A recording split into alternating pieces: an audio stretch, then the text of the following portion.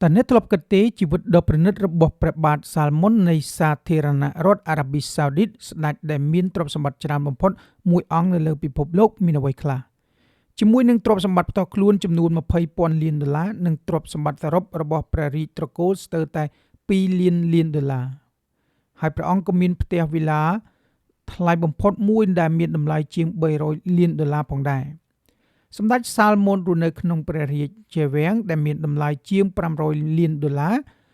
ដែលមានមន្ទីរពេទ្យផ្ទាល់ខ្លួនបរិយាល័យខាងសាសនារោងចក្រភាពយន្តនិងបរិក្ខារផ្សេងៗទៀត